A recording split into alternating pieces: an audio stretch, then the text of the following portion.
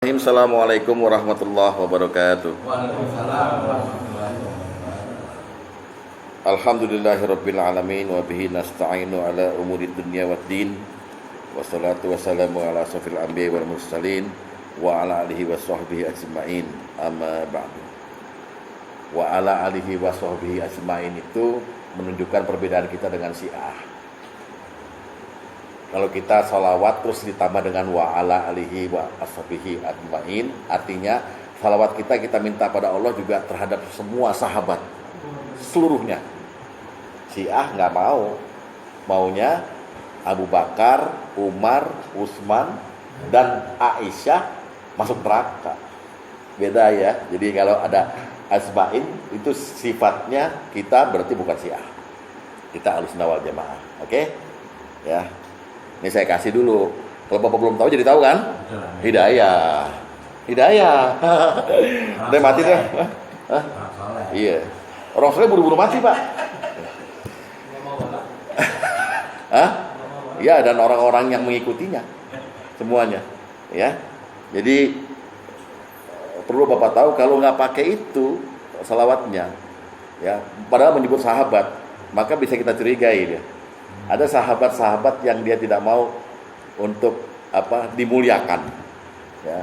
Karena syahadatnya Syiah yang di Iran itu jelas, asyhadu an la ilaha illallah wa asyhadu anna Muhammadar Rasulullah wa Ali waliyullah wa Abi Bakrin wa Umar wa Aisyah finnar. Saya bersaksi Allah enggak ada Tuhan selain Allah, bersaksi Muhammad Rasulullah, dan bersaksi kepada Ali waliullah, artinya Ali yang dititipin nama Rasul untuk jadi khalifah ketika Rasul wafat. Lalu dan saya bersaksi pula bahwa Abu Bakar, Umar dan Aisyah dalam neraka.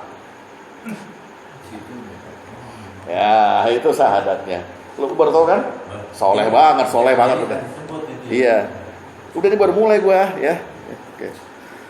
Ya, mari kita mulai sekarang. Banyak tambahan soalnya. Jadi hari ini kita ngomongin soal masih konsekuensi syahadat dalam bagian berserah diri. Jadi ciri khas orang yang bersyahadat itu pertama kemarin udah disebut beriman pada Allah dan Rasulnya, ya kan? Yang kedua kemudian memposisikan diri sebagai hamba. Nah, hamba ini pertama mesti ikhlas. Ikhlas sudah selesai kan? Ya, artinya menyembah. Yang pertama menyembah, kedua ikhlas, ketiga menyerahkan diri. Apa tuh maksudnya menyerahkan diri? Berserah diri. Ya. Berserah diri lain apa tawakal? Ya. Walaupun hampir mirip-mirip, cuman lain. Berserah diri itu maksudnya begini. Kalau saya mau ambil perumpamaan. Seandainya semua orang berserah diri sama Allah, seandainya nih kita nih semua dan orang-orang di luar Islam berserah diri sama Allah, maka bumi ini nggak ada orang kafir, Pak. Selesai. Tapi sayang kita sendiri sebagai orang Islam kadang-kadang lupa berserah diri. Berserah diri itu betul-betul tidak ada kita. Kita ini nggak ada sebetulnya, nggak penting. Allah yang penting. Ya, artinya berserah diri kalau bahasa koboi nyerah. Nyerah itu maksudnya saya terserah kehendak kamu lah. Saya udah nggak punya modal lagi untuk melawan kamu. Setelah kita menilai bahwa Anda yang menodongkan pistol pada saya udah menguasai saya, nggak mungkin saya nggak menyerahkan diri, gitu maksudnya. Paham ya?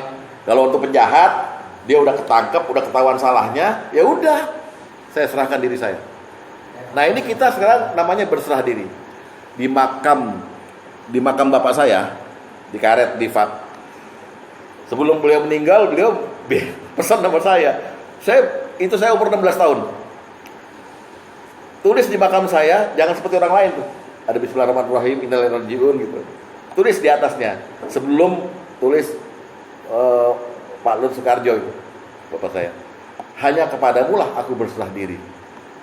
Saya pikir ini orang puisi banget gitu. Tapi ya kita tulis di lisannya. Hanya bapak kalau ke Karet ya, hanya kepadamu lah aku berserah diri. Bapak saya itu pesen. Ya udah saya ketriknya begitu, baru namanya. Blok apa? Hah? Di blok apa tuh? Blok AA1, Pak.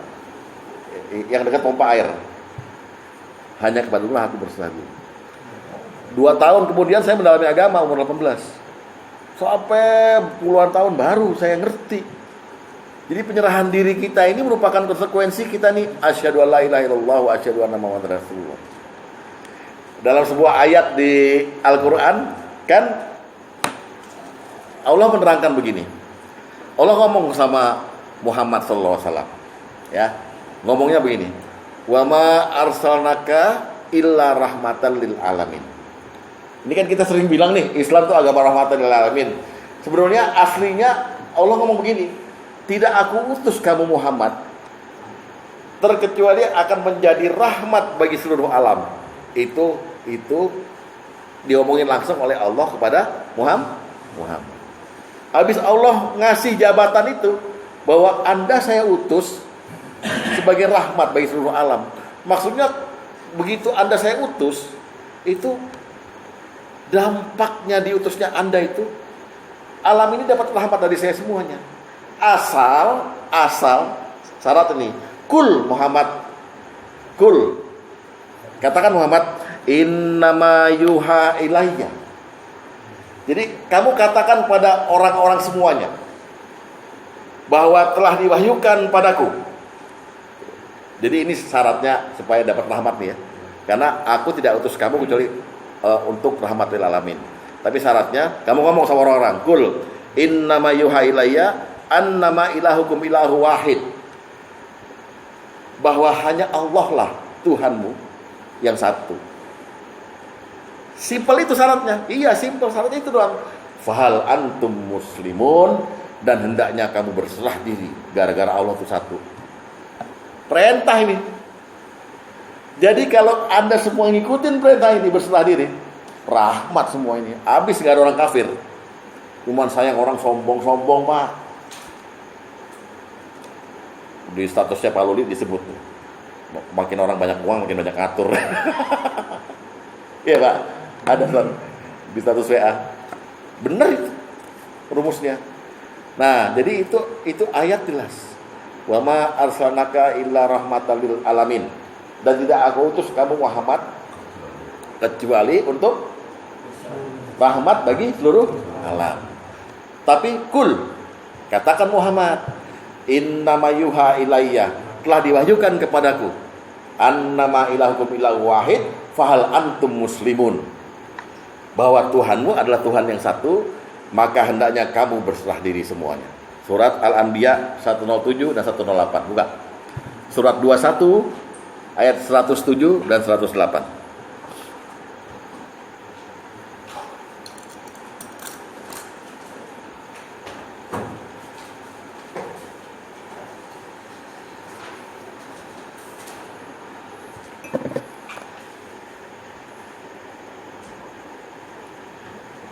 A'udzubillahi minasyaitonir rajim. Wa ma arsalnaka illa rahmatan lil alamin. Dan tidaklah kami mengutus kamu Muhammad ya, terkecuali menjadi rahmat bagi semesta alam.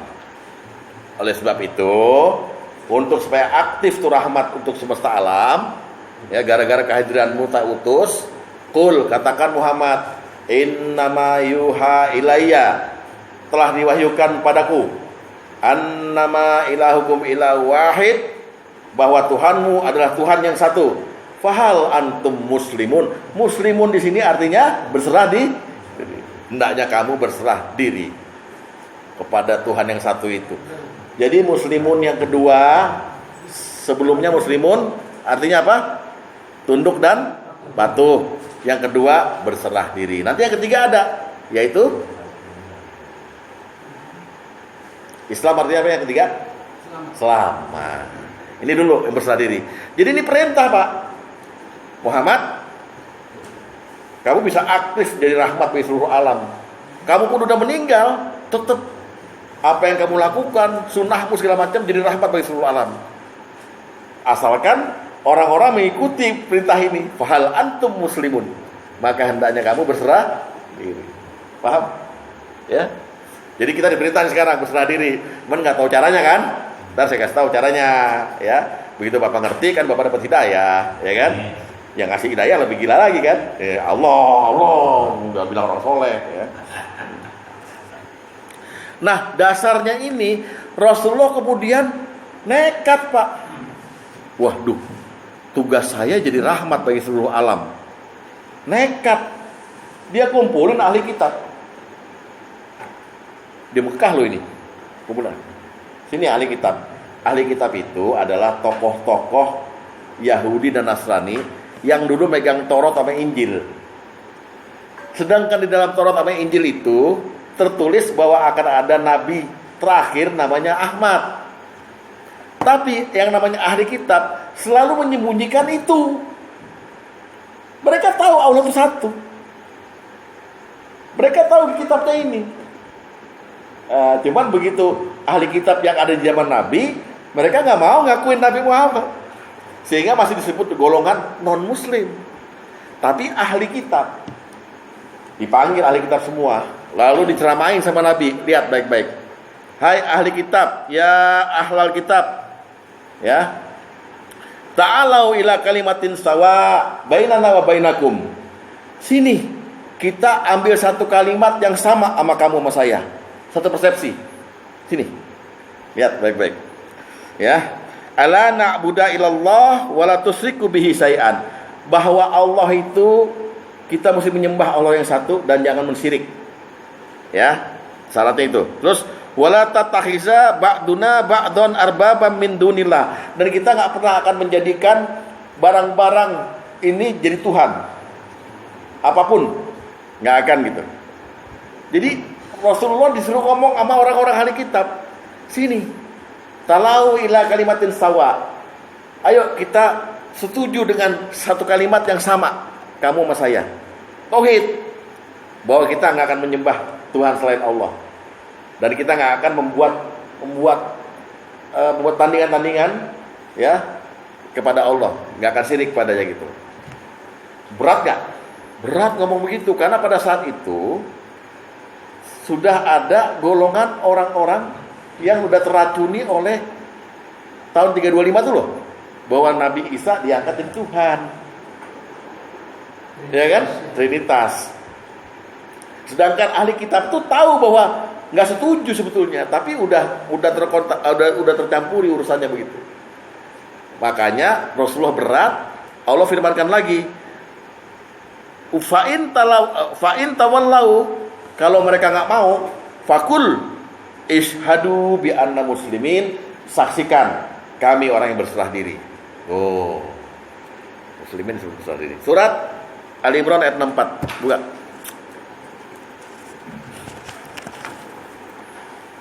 Ali Imran ayat 64.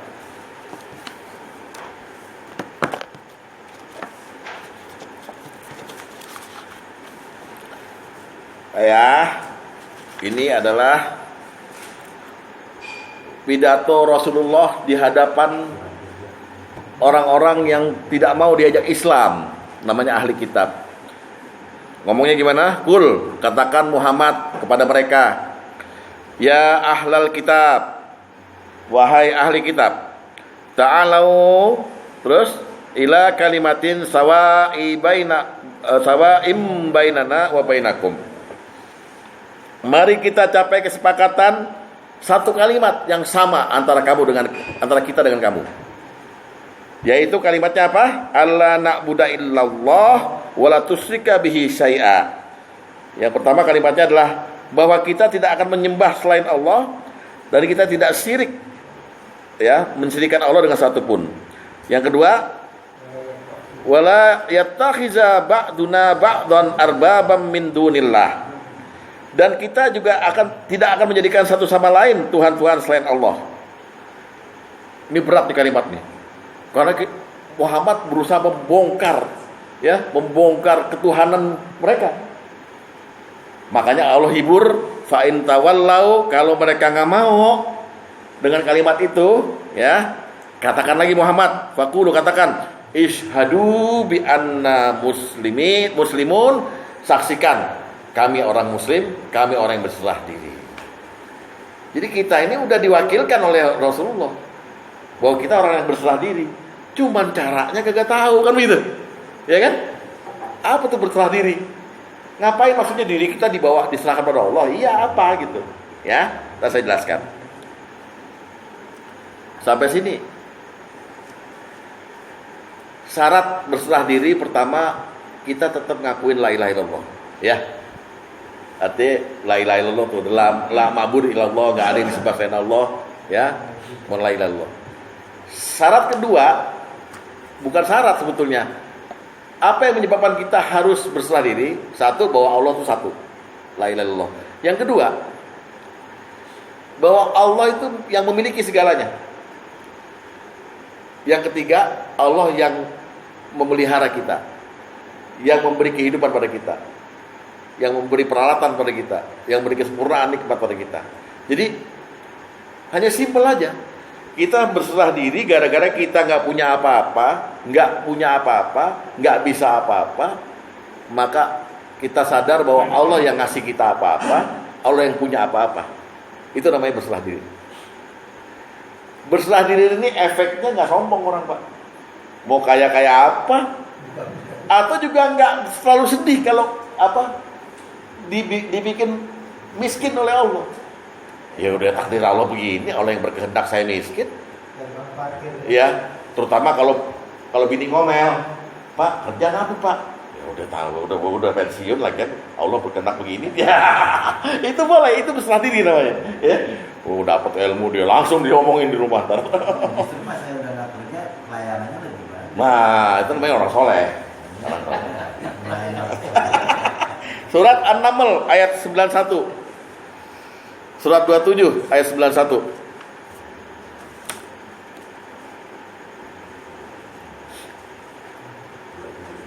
Surat 27 ayat 91.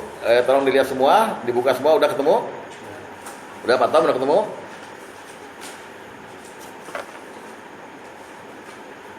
Pak Tom udah ketemu? Bos? Surat 27 ayat 91. Ya. Udah. Ya. Ini kata seorang nabi ya. Innama umirtu an a'budu rabba hadzihil baladil ladzi harramaha. Aku tuh hanya diperintahkan untuk menyembah Tuhan negeri ini, maksudnya Tuhan Mekah. Yaitu Tuhan yang telah menjadikan negeri ini suci. Ya kan? Jadi aku hanya diperintahkan itu doang gitu. Lalu ada kata-kata simpel, walahu kullu syai'in. Dan miliknya lah segala sesuatu. Kullu syai'in, Pak. Miliknya lah segala sesuatu. Saya tanya sekarang Dede, Dek, bajumu milik siapa?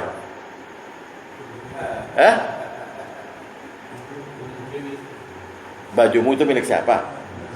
Berdasarkan ayat milik Allah, milik sendiri. Kamu swasta. Ini memperkuat antum bilang kita sadari bahwa kita tidak ada apa-apa. Iya. Pokoknya adalah. Nah, habis ngomong gitu, lalu dibilang lagi, wa umirtu an akuna minal muslimin, dan aku diperintahkan supaya aku termasuk orang-orang yang berserah diri. Berserah diri karena nggak punya apa-apa. Tapi kok pakai apa-apa, berarti Anda pakai punya Allah. Ya nyerah dong sama yang punya. Gimana sih lo?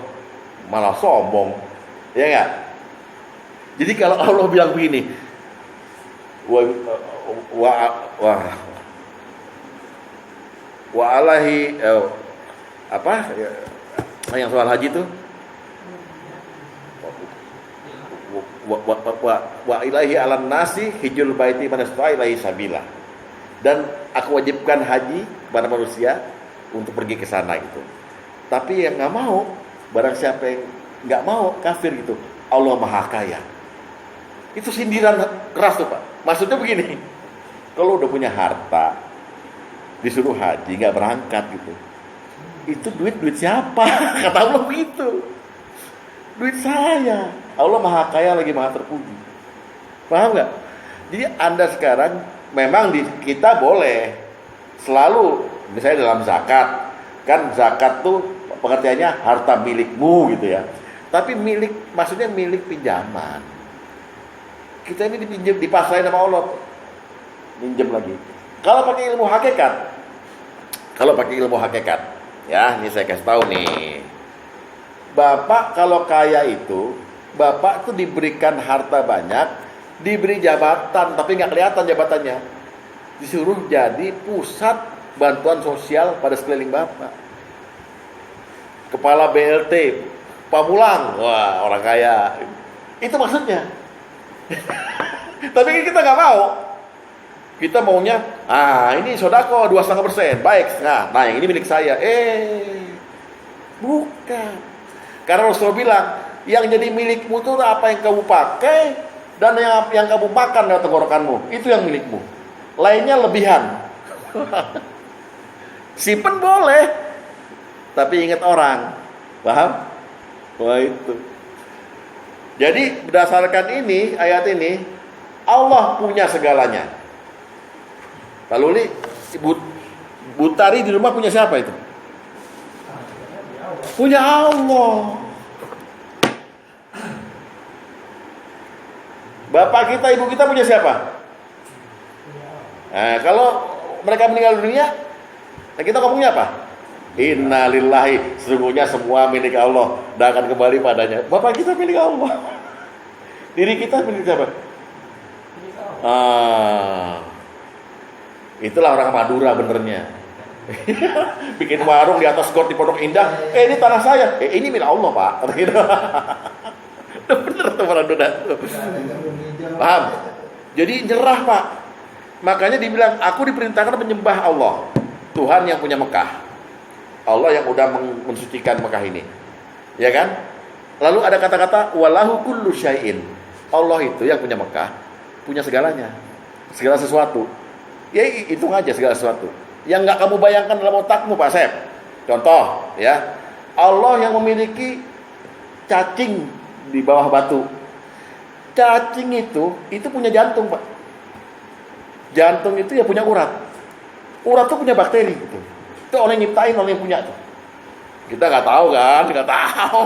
Oh, kita taunya kita lihat doang ya gede-gede. Semut, Pak. Semut itu punya alat kelamin, Pak.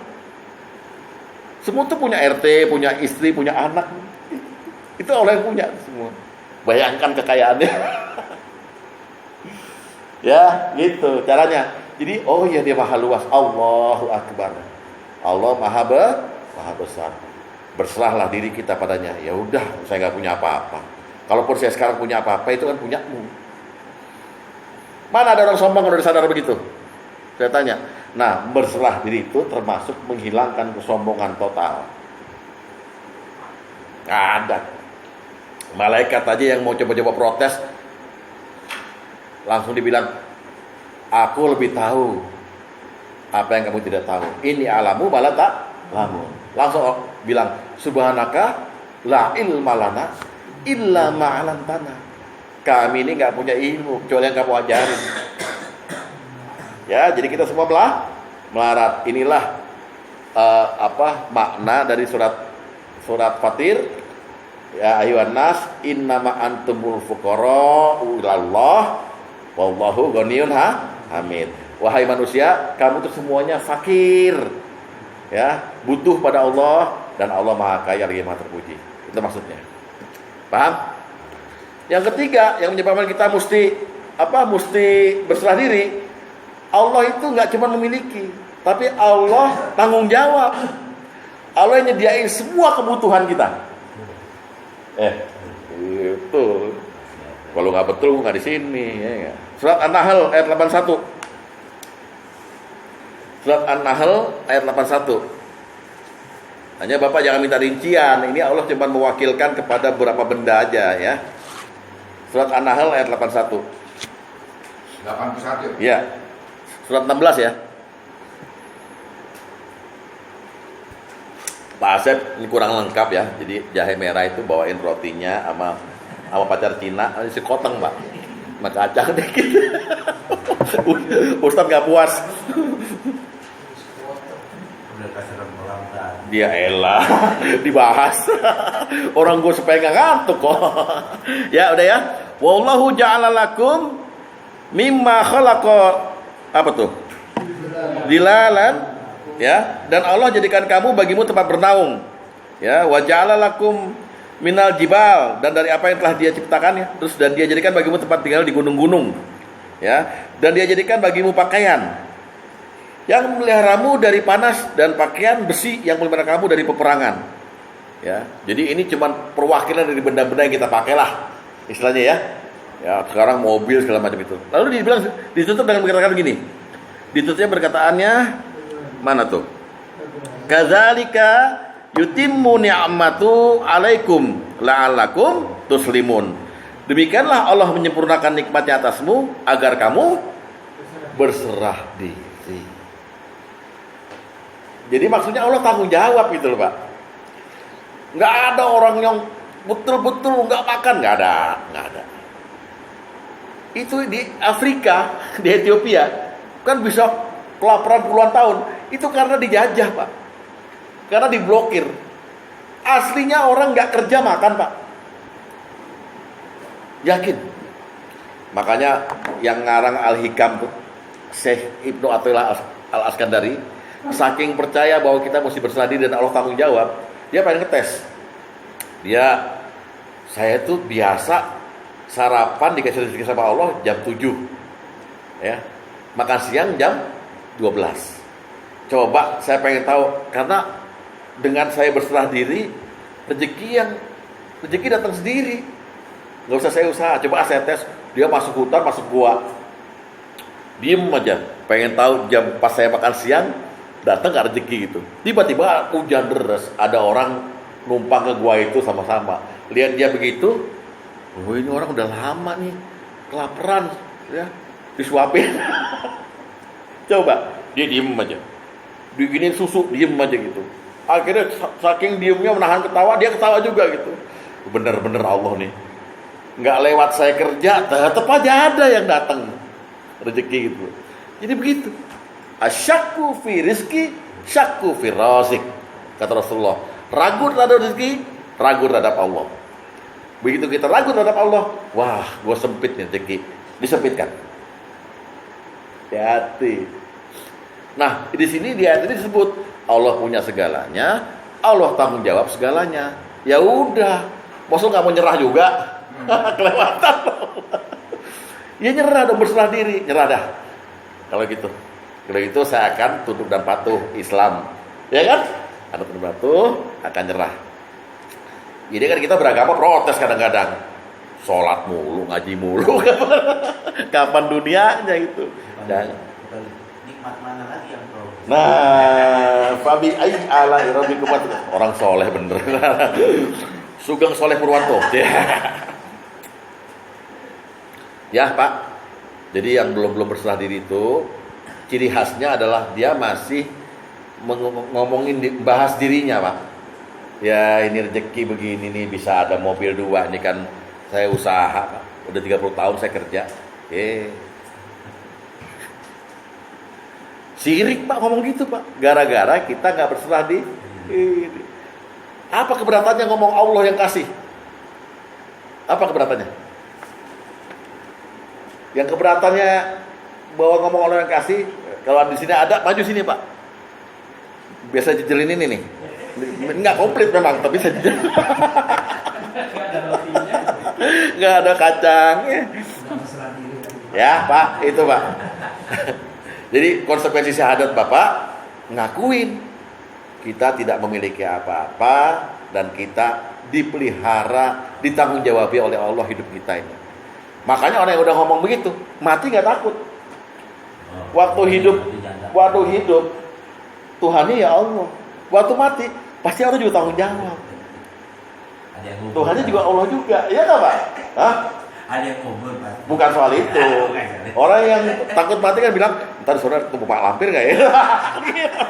Repot. Ya paham ya? Jadi untuk lebih mendalami berserah diri ini, tolong Bapak baca vonis Allah terhadap kita manusia ini. Di hadis yang panjang ini ya. Ini ada banyak orangnya, gantian baca aja. Hadisnya mana, Nok? Oh ini dia. Tuh, pengen ketawa kelas. Aduh. Satu-satu aja. Berserah diri. Dede nggak punya apa-apa deh. Tapi tadi ditanya, baju milik siapa? Milik saya. Tadi ya.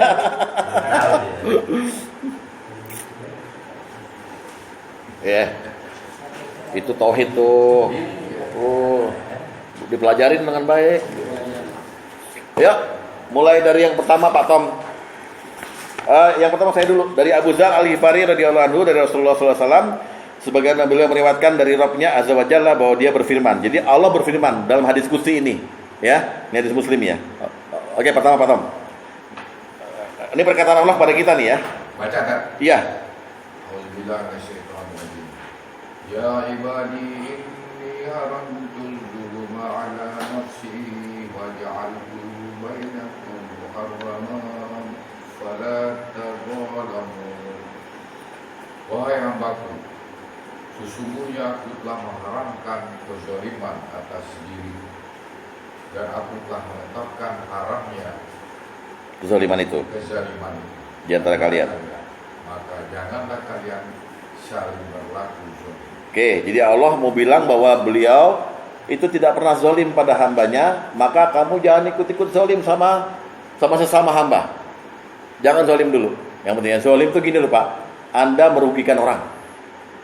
Ini sama ya tadi Allah bertanggung jawab dari Iya, iya. Jangan dulu ya, itu dulu. Oke, yang kedua Bang Aman, langsung terjemahnya aja. Ya. Wahai hambaku, semua kalian adalah sesat kecuali siapa yang aku beri hidayah. Maka mintalah hidayah kepadaku, niscaya aku akan memberikan kalian hidayah. Ya. Semua kalian sesat. Sama dengan di dalam surat Al-A'raf disebut balhum adhal. Ya kan? Jadi sesat kita itu kalau kita nggak diberi hidayah, kita sama dengan binatang ternak, Pak.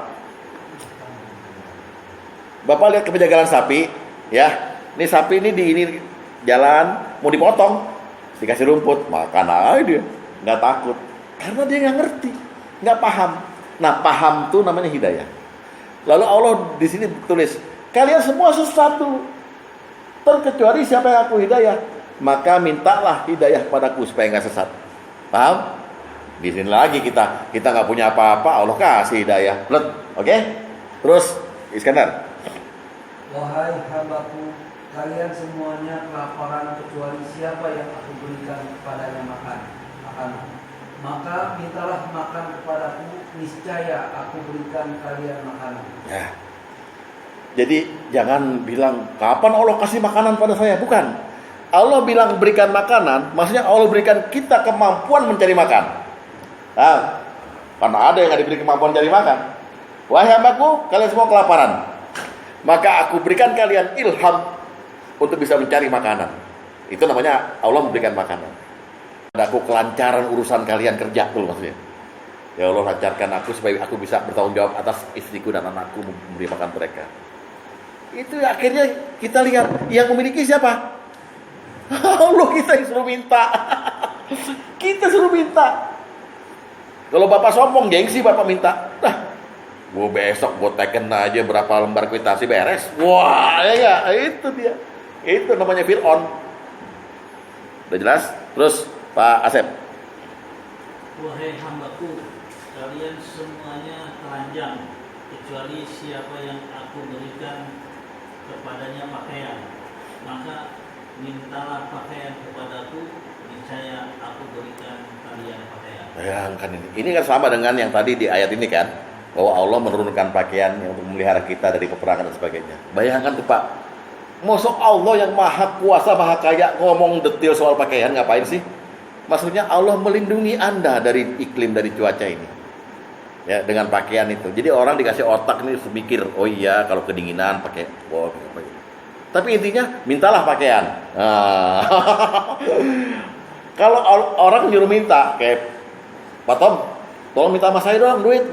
Itu saya udah menduga kuat bahwa dia nggak punya duit. Nah Allah juga begitu. Kamu semuanya telanjang. Gue nyiptain. Nah udah sebab itu minta pakaian sama saya. Ini kekuatan super yang bisa ngomong begini Pak. Yang maha kaya, yang maha punya, paham ya? Maksudnya gitu. Jadi berserah diri kita. Intinya berserah diri kan. Terus Pak Karim.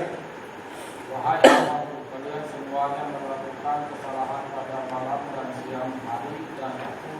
mempunyai dosa semuanya. Maka mintalah ampun kepadaku, niscaya akan aku ampuni.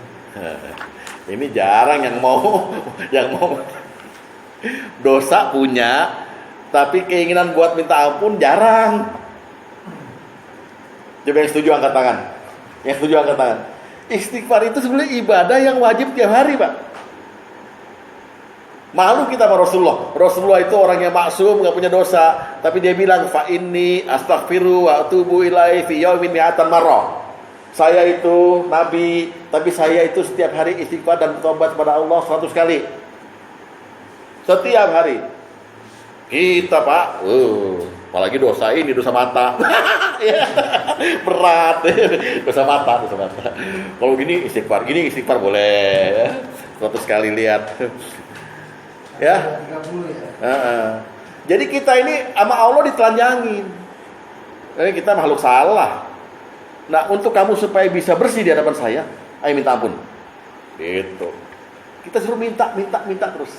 Ayo, Pak Luli. Wahai hambaku, sesungguhnya tidak ada kemudaratan yang dapat kalian lakukan kepadaku, sebagaimana tidak ada kemanfaatan yang kalian berikan kepadaku. Bapak mau bilang ini saya lakukan untukmu ya Allah, nggak pengaruh. Saya mau kafir, nggak pengaruh. Tuh lihat hebatnya tuh, percaya diri banget Allah ya. Iya Allah, emang kita kadang-kadang ngelebihin Allah, Pak, ya kan? Gua nggak pengaruh loh begini, tetap aja pengaruh hatinya. Misalnya Pak Sugeng ngomong saya karena benci sama saya gitu, bilang si Wahyu mau buat apa juga, gak ada urusannya sama gue, salah dia. Pasti ada urusannya sama dia, betul nggak? Betul. Tapi Allah berani ngomong gitu tuh. Jadi kita ini udahlah nyerah sama dia aja lah gitu. Terus Pak Dede. Wahai hambaku, seandainya sejak orang pertama di antara kalian sampai orang terakhir dari kalangan manusia dan jin, semuanya berada dalam keadaan paling bertakwa di antara kamu, niscaya hal tersebut tidak menambah kerajaan sedikit. Ya, jadi Allah absolut keadaannya. Dialah raja yang Malikul Mulki. Ada orang yang bertakwa, semuanya bertakwa gitu. Dia tetap aja begitu. Ya, artinya kita nggak bisa mempengaruhi Allah. Ya, terus Pak Agus ini nanti dikoreksi ya, karena niscaya hal itu tidak mengurangi ya. Yuk. Wahai hambaku, seandainya sudah orang pertama di antara kalian sampai orang terakhir dari golongan manusia dan jin di antara kalian, semuanya menjadi seperti orang yang paling durhaka di antara kalian. Niscaya hal itu tidak mengurangi kerajaanmu sedikit pun juga. Nah, sama tadi. Orang semuanya kafir, nggak mau ibadah. Orang semuanya beriman, Allah nggak terpengaruh apa-apa. Artinya apa maksudnya, Pak? Pak tahu nggak? Nggak ngefek kok. Dia tidak butuh Anda nggak penting, Pak. Jangan sombong jadi orang gitu, nggak butuh. Nih. Yang Pak Ustaz kemarin contohin, manusia itu bikin meja pasti punya kepentingan sama ciptaannya. Iya. Kalau tiap ciptain nggak ada. Nah, sekarang gini, saya ngomong nih, saya mau mati waktu ngajar.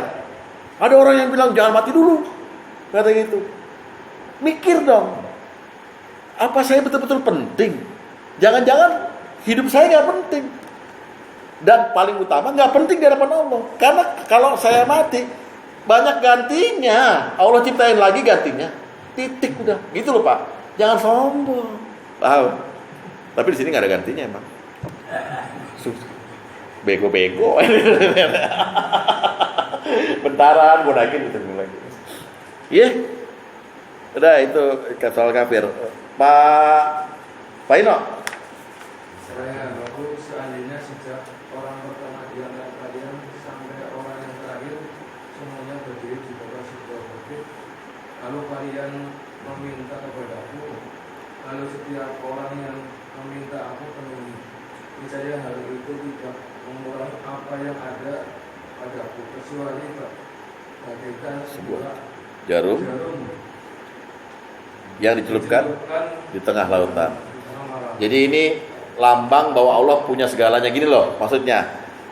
Saat orang dari Nabi Adam sampai hari kiamat dikumpulin di sebuah bukit, semuanya minta, semuanya. Yang banyak mintanya, Pak. Mercy, istana segala macam gitu. Lalu dipenuhi sama Allah.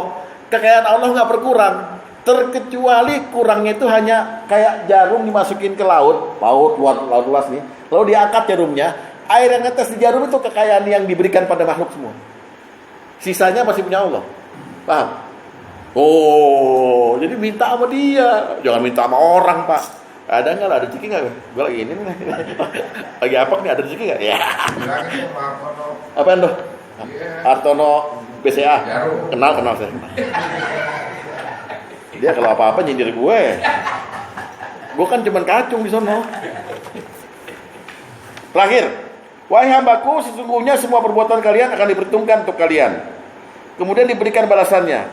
Siapa yang banyak mendapatkan kebaikan, hendak dia bersyukur. Artinya sekarang ini bapak ini lagi banyak kebaikan apa enggak? Lagi dapat kebaikan, dapat hidayah.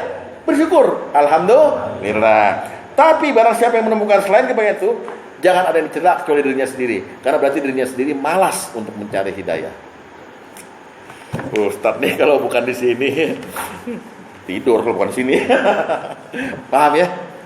Itu dah. Bayangkan berserah diri itu seperti itu, Pak.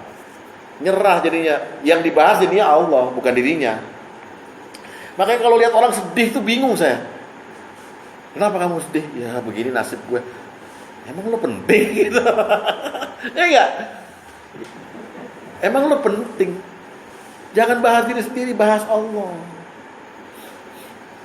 Dengan membahas Allah, kita berserah diri pada Allah. Itu yang nggak ngajar, ya. Yang ngajar aja udah nggak penting, apalagi yang nggak ngajar, wah, lebih nggak penting lagi, Pak, rusak, Pak, udah habis.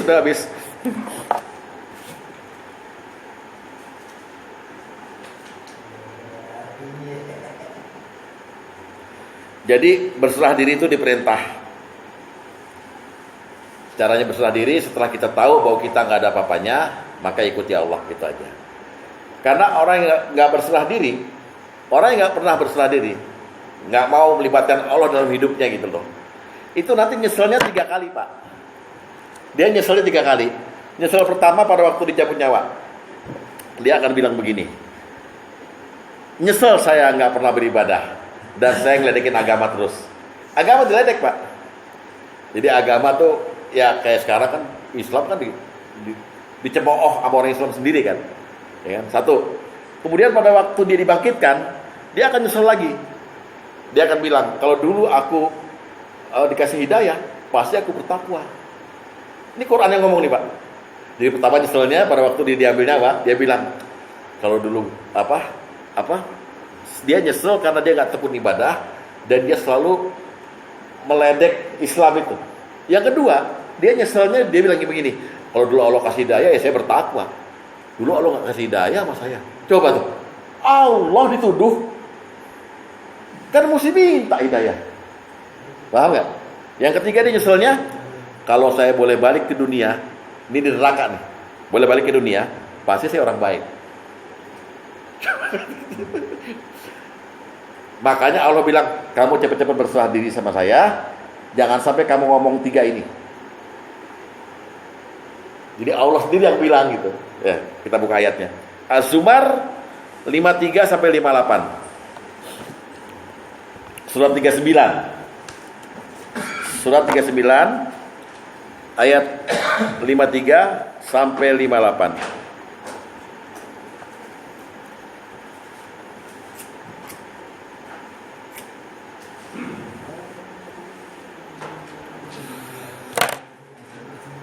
Katakanlah Muhammad, jadi ini Allah panggil pada orang-orang yang berdosa, Pak. Orang yang nggak pernah berserah diri, ya.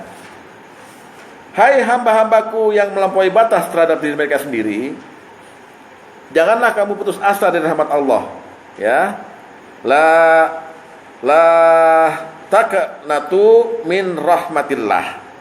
Sungguhnya Allah mengampuni dosa-dosa semuanya. Sungguhnya Dialah yang Maha Pengampun lagi Maha Penyayang. Ini khusus untuk kita loh, Pak, ya. Kan kita banyak dosa ya. Dipanggil sama Allah dengan mesra. Ayo sini minta ampun. Lihat baik-baik selanjutnya. Dan kembalilah kamu pada Tuhanmu, wa aslimu lahu, dan berserah dirilah kamu kepadanya. Sebelum datang azab kepadamu, kemudian kamu tidak dapat tolong lagi.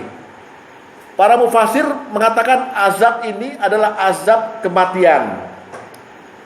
Jadi jangan sampai kamu belum minta ampun dan berserah diri sebelum kamu mati. Itulah namanya wala tamutunna illa wa antum muslimun. Lama itu ya. Terus, dan ikutilah setelah berserah diri, ikutilah sebaik-baik apa yang telah diturunkan padamu. Maksudnya setelah berserah diri ngaji, ya, dari Tuhanmu. Sebelum datang azab padamu dengan tiba-tiba, sedang kamu tidak menyadarinya. Sama, ini juga namanya musibatul maut. Sebelum mati, kamu belajar lagi agama yang benar setelah berserah diri. Jangan main-main. Baru Allah bilang, supaya jangan ada orang yang mengatakan, amat besar penyesalanku atas kelalaianku dalam menunaikan kewajiban terhadap Allah. Sedang aku sungguhnya termasuk orang-orang yang memperolok-olokkan agama. 1. 2. Atau supaya jangan ada yang mengatakan, kalau sekiranya Allah memberi petunjuk padaku, tentu aku takwa dong. Atau supaya jangan ada yang mengatakan lagi, ketika dia melihat azab di neraka, kalau sekiranya aku dapat kembali ke dunia, niscaya aku termasuk orang-orang yang berbuat baik. Enak aja. Ya, ngayal dia. Padahal udah masuk ke dalam azab Allah, ngayal dia. Jadi hati-hati, Pak. Berserah diri itu menghilangkan kesombongan. Paham ya? Pak, saya paham ya? Paham, cakep soalnya. Yang bawain cakep, Pak. Mukanya emang. Itu ada orang Hmm. ini udah dewasa, ya kamu jadi oleh. Gue nyesel gue nggak dengerin orang tua gue dulu. Iya. Misalnya kayak gitu. Ya, Oh. dia bilang, emang kenapa nggak dengerin? Ya kan gue kagak tahu orang gue kagak dengerin kan. Itu sih. Nah, nyesel begini terjadi pada Fir'aun. Fir'aun itu selamanya nggak pernah iman. Selamanya nggak pernah iman. Bahkan dia berkata kepada semua orang, Ana rabbakumul a'la. Aku Tuhanmu yang paling tinggi. Debat sama Musa. Musa, Tuhanmu siapa? Tuhan, aku Allah katanya. Tuhan yang menguasai langit dan bumi. Tuhan di bumi aku. Kata Fir'aun, kalau di langit ya aku lihat dulu ntar. Kalau dia nggak ada berarti aku juga katanya. Jadi dia ngaku Tuhan. Tapi pada waktu dia ngejar Musa di laut, dia ngejar kan laut kebelah. Musa lewat sama Bani Israel, dia ngejar. Laut ditutup sama Allah. Lalu dia berkata, aku beriman kepada Tuhannya Bani Israel dan aku berserah diri padanya. Coba itu. Tapi penyesalannya itu ditolak oleh Allah. Karena Jibril datang pada itu kan. Jibril nyumpel mulutnya pakai pakai pasir. Enak aja lo, husnul khotimah. Udah dekat maut lo bilang la ilaha illallah. Dulu kemana aja, gue udah ada rencana pengen nyiksa lo kata Jibril. Jadi cuman dikatakan di Al-Quran, kenapa dulu? Ya dulu kemana aja lo, kata Allah begitu. Maka dikatakan di Quran juga, Allah kemudian menyelamatkan jasadnya supaya jadi pelajaran. Sekarang jasadnya Firaun ada di Mesir, di museum. Itu Firaun yang diceritakan di Quran ini. Tapi ruhnya ada di mana? Ruhnya disiksa di alam barzah. Disiksa. Kita lihat dulu. Kita lihat ayatnya sebagai bukti, bukan dari dongeng ya kan, atau dongeng lagi. Wahyu dongeng tuh gitu kan. Ya. Ayat surat Yunus, Pak. Ayat 90, surat 10. Ayat 90, 91 dan 92.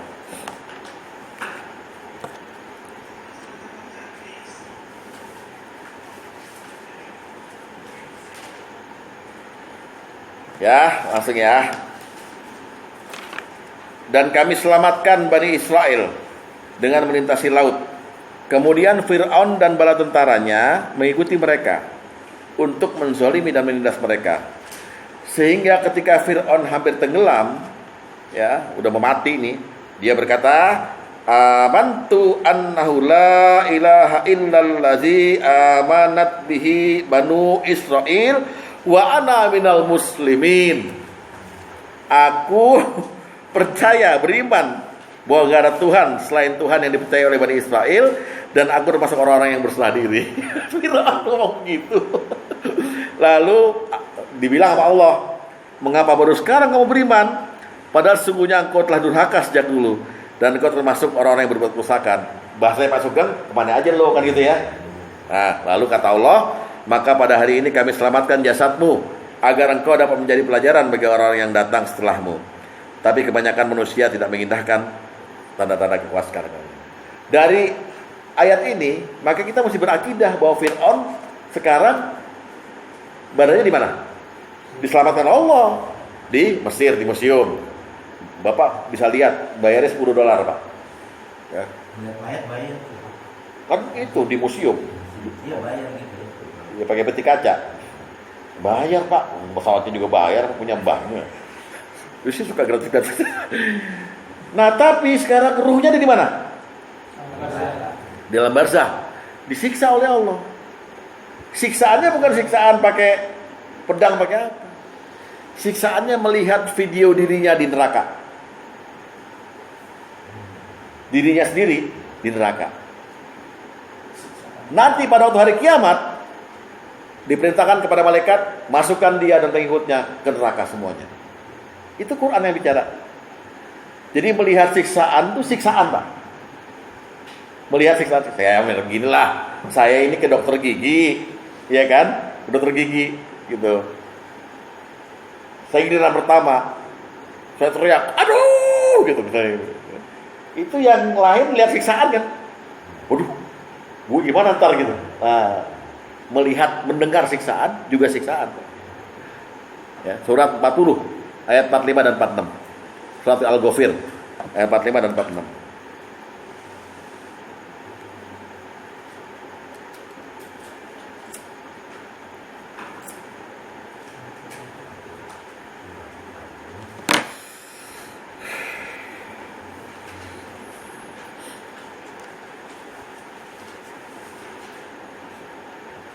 Maka Allah memeliharanya dari kejahatan tipu daya mereka. Ya. Lalu disebut di situ wahaqqa bi ali fir'auna su'ul azab. Dan Fir'aun beserta kaumnya dikepung oleh azab yang amat buruk. Ini semua ulama meyakini inilah alam barzah. Ya. Kenapa? Karena di ayat selanjutnya disebut kepada Fir'aun dan pengikutnya ditampakkan neraka pada pagi dan petang. Maksudnya ditampakkan siksaan yang akan dialami di neraka. Dan pada hari terjadinya kiamat dikatakan kepada malaikat, masukkan Fir'aun dan kaumnya ke dalam azab yang sangat keras. Oh, alam barzah ini. Ya, di mana lagi? Orang badannya ada di Mesir kok. Gitu. Alam barzah. Paham? Ya, kalau untuk Fir'aun begini, kita yang orang yang nggak berserah diri, yang kafir-kafir, kemungkinan juga dibegitukan. Nauzubillahi min dzalik. Ya, jadi berserah diri Pak ya. Berserah diri Pak ya. Tadi Az-Zumar tadi memerintahkan dia segera untuk bersegera diri kan gitu kan. Nah, ayat selanjutnya ini berserah dirinya Firaun terlambat. Lambat. Contoh terlambat. Lambat. Jangan sampai lo nggak segera nih. Udah sakatul maut. Dia kebanyakan zolim. Enak aja kok. Di sini air lautan segala macam. Dia pikir gue mau mati. Gue mau mati nih. Mesti khotimah nih. La ilaha illallah, la ilaha illallah. Aja lu. Di samping itu Allah mengetahui banget bahwa itu bohong. Sehingga dikatakan berserah diri itu sebelum mati. Maksudnya apa? Nyerah pada Allah, kita nggak ada apa-apanya. Gitu aja dah intinya. Paham ya? Jangan sombong ya sekarang ya.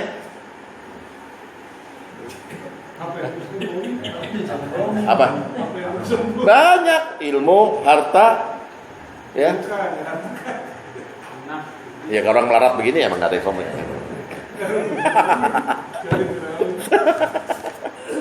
Masya Allah. Ya. Tadi gini tak. Apa? Yang perlu kita garis merahi ini tak. Apa tuh? Pakaian dari Allah. Iya. Makanan dari Allah. Iya. Ya kan? Kalau kita tidak menyimpan dengan baik ini, rasa gua nggak ngeliat Allah ngasih gua. Ya itu dia, saya bilang kemarin. Antum bilang dikasih ilham untuk mencari makan. Betul. Kan? Mencari ilham untuk membeli baju gimana. Iya. Dikasih kudroh, Ya. kemampuan untuk bertanggung jawab terhadap keluarga, gitu loh. Karena ada orang yang nggak dikasih kemampuan, namanya disesatkan. tenger di rumah gitu. Mana lo? Ya. Mabok kali. Ya. Nggak boleh begitu. Ya kalau orang-orang yang jahil kan enak banget ngomongnya, enak aja lu kerja capek. Ya. Itu dia. Saya pernah ketemu temen, saya mau pinjam duit. Ya saya nggak tahu dia ada apa enggak, tapi kan lihat dari kehidupannya ya pasti ada lah simpenan gitu ya. Gue pinjam duit tuh. Dia tanya berapa? Sekian gitu. Gue cari capek-capek 20 tahun gitu. Cuma lo pinjam gini doang, buset deh. Lo jadi minjemin apa kagak? Ngomongnya begitu gitu loh. Padahal kita udah pelajarin fikihnya kan Pak. Kayak fikih utang piutang kan. Siapa yang berani meminjamkan itu pahalanya 18 kali daripada dia mengasih. Coba tuh. Meminjamkan loh Pak. 18 kali sedekah. Kenapa? Karena dia menghilangkan manfaat harta itu dirinya diberikan pada orang lain dulu. Jadi susah Pak. Jadi kita ginilah. Pokoknya jangan sombong kayak di dunia ini. Jangan sombong. Nggak ada space. Siapa yang kamu banggakan lah ini yang orang lahu kulli syai'in. Miliknya segala sesuatu. Kamu tinggal nerima pakai doang. Iya pakai tapi beli iya beli juga duit yang kamu cari itu kan otakmu yang nyiptain Allah. Itu aja udah. Kamu jadi ahli nyetir, ahli apa itu Allah yang nyiptain otakmu. Repot amat. Masih nggak ngaku juga, ya kan nggak bisa loh nggak ngaku. Gimana loh? Jadi di Manusia dia minta suatu jalur hak paten. Ya sertifikat aja hak milik. Mau apa? Ya. Nah, ini ada doanya dari Rasulullah supaya kita melatih diri untuk berserah diri. Ya. Doanya dibaca setelah sholat apa ya. Supaya kita latih hati kita untuk berserah diri. Ya. Hadis nomor 1.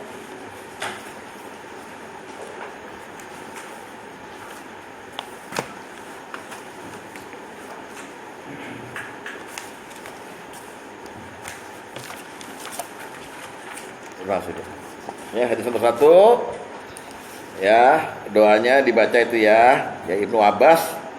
Ya, bahwasanya Rasulullah SAW pernah berdoa, Allahumma laka aslamtu. Artinya, ya Allah, sungguhnya hanya padamu lah aku berserah diri.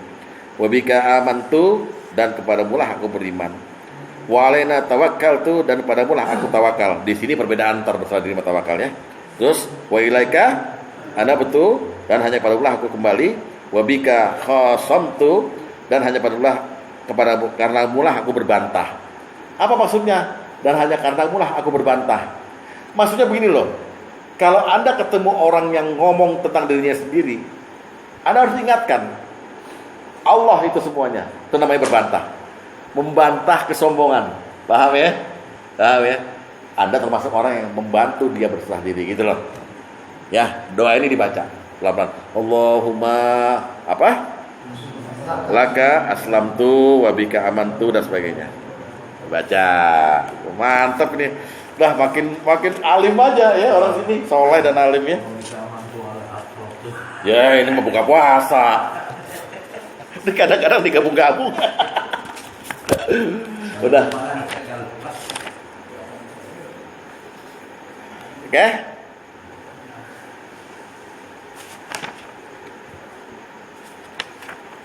Nah sekarang kita masuk kepada tawakal ya Pak ya. Saya kira masih setengah 2 sih ya.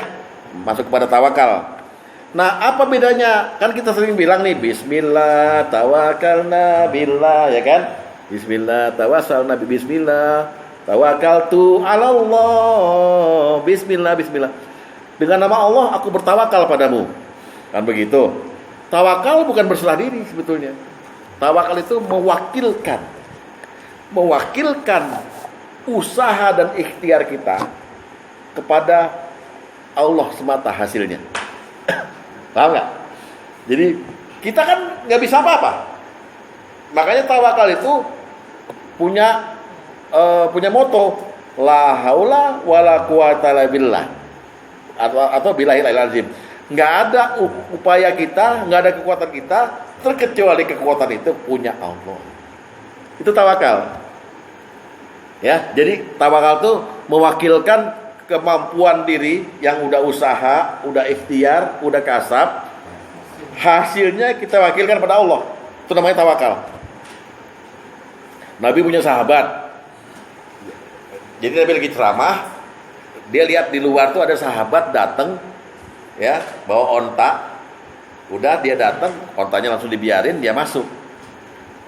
Nabi bilang, onta udah diikat belum? Saya tawakal pada Allah, Nabi. Tawakal bukan begitu. Tawakal tuh kau datang, onta diikat dulu, baru kau serahkan pada Allah. Dan Allah yang mengamankan. Kalau nggak diikat ya tetap aja dia pergi tuh onta kabur, paham ya? Jadi kita ada usaha dulu kepada apa yang kita kehendaki dari harta, dari apa itu, lalu hasilnya hak Allah, bukan hak manusia. Makanya dilarang kita kalau berserah diri dan tawakal, kita bilang hari ini apes gue, hari ini untung banget gue. Enggak, Allah yang membuat kamu menjadi ada rezekinya hari ini. Allah pula wa yaqdiru yang menyempitkan rezekimu. Allah. Tawakal. Nek nih lo sama Allah, betul nggak? Kayaknya Allah melulu gitu. Nah inilah tauhid. Misalnya syahadat dong. Ya, coba surat 64 At-Taghabun ayat 13 itu perintah bertawakal. Berangkatnya dari kalimat tauhid. Surat 64 ayat 13.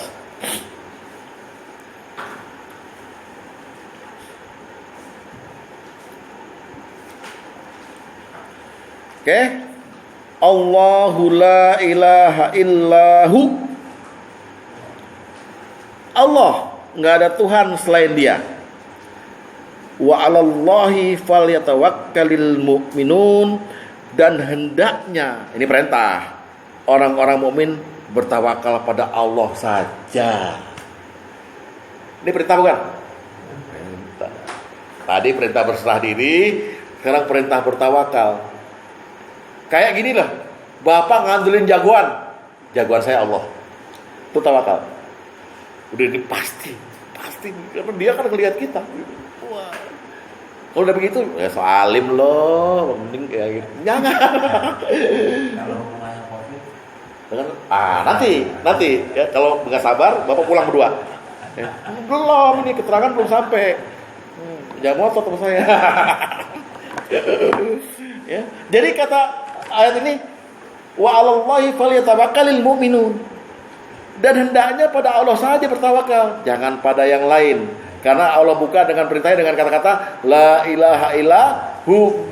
Coba Anda bayangkan tuh, Ustaz canggih banget ngatur ayatnya gitu ya. Gak ada yang muji. Ini kuliah doktor nih. Gambaran mengenai tawakal sama dengan gambaran seekor burung. Hadis nomor 2, lihat. Hadis nomor 2.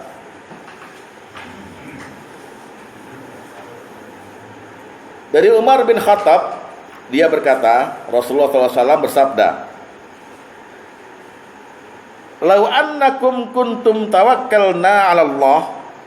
Seandainya kalian bertawakal pada Allah, ya, haqqa tawakkalli la ruziktum. Ya, dengan sebenarnya tawakal, niscaya kalian akan diberikan rezeki.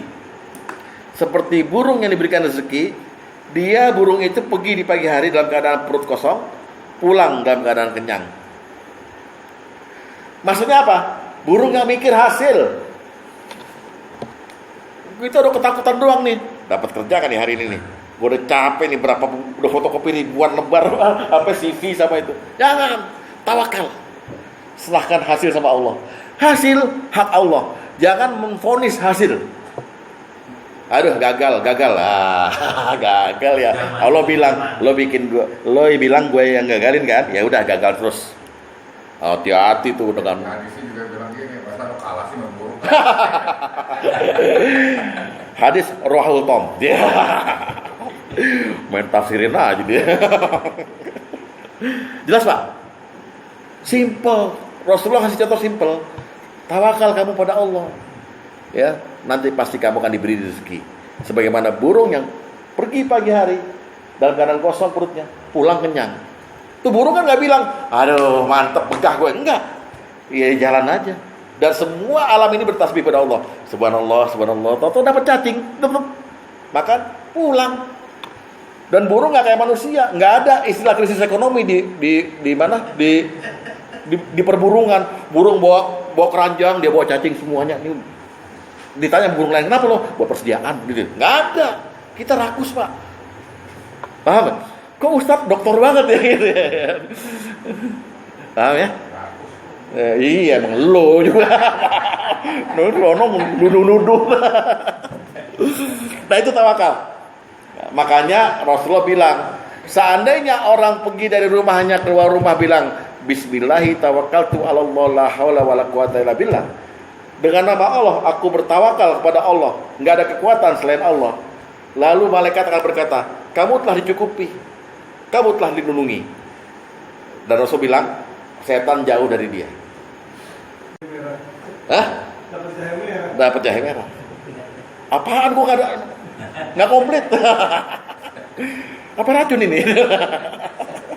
Ayo lihat hadis nomor 6. Hadis nomor 6.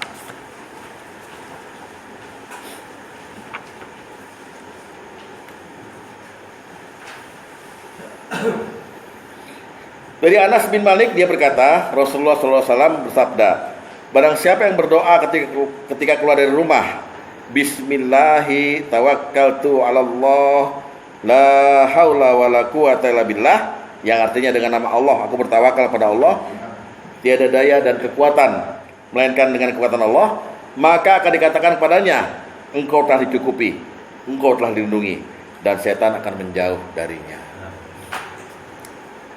Ini ngomong enggak apa enggak? Gue berangkat. Wah, setan memang yang begitu. Kalau saya tiap hari baca Bismillah tawakkaltu ilallah boleh tidak? Allah. Ilallah saya. Ilallah artinya lain Pak. Bertawakal kepada dengan bertawakal untuk lain ya, gitu kan. Yang mau jalan baca itu Bismillah. Selain tawakal itu Allah. Karena dia pakai ain juga. Pakai ain juga kan ini, bukan pakai apa alif yang bawah itu. La haula wala quwata illa billah. Ini udah nyerah diri Pak. Dengan nama Allah saya bertawakal mewakilkan diri pada Allah dan gak ada kekuatan saya kecuali kekuatan Allah. Coba itu bayangin, udah mender banget udah ya. Mantap ya. Sampai sini ada yang mau tanya? Sampai sini ada yang mau bertanya? Tanya loh ya, bukan komentar ya. Kayak Iskandar tadi kan tanya.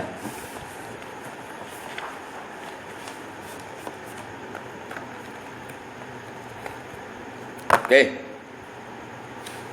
Dalam surat At-Tolak kan disebut wa may yattaqillah yaj'al lahu makhraja wa yarzuqhu min haitsu la yahtasib. Barang siapa yang bertakwa pada Allah, Allah berikan jalan keluar dan Allah berikan rezeki dari arah yang berurga. Terus diterusin wa may yatawakkal 'ala Allah fa huwa hasbuh. Barang siapa yang bertawakal pada Allah, fa huwa hasbuh, dia akan dicukupi. Surat At-Tolak, surat 65. 65 ayat 2 dan 3, cuman di bagian akhir dan bagian awal. Nah, surat 65 ayat 2 dan 3. Nah, di ayat 2-nya di bagian akhir, di ayat 3-nya di bagian awal, ya. Nah, kalau saya ya itu udah Tuhan yang ngatur. Iya, sama itu Pak. Itu tawakal tuh. Perkataan tadi tuh itu tawakal. Rezeki Tuhan yang ngatur. Cuman abis ngomong itu jangan tidur lagi. Ya. Nah, apa kalau kita jadi mau kasih orang yang kita kasih pelajaran juga. Iya. Apa? Ya sakit atau gitu kan. Iya, iya. Soal ada rezeki yang datang gitu. Enggak min haitsu la tasib, dari arah yang diduga. Itu ayat ini 1 2 itu juga. At-Tolak surat 65 ayat 2 di bagian akhir dan disambung di ayat 3 bagian awal.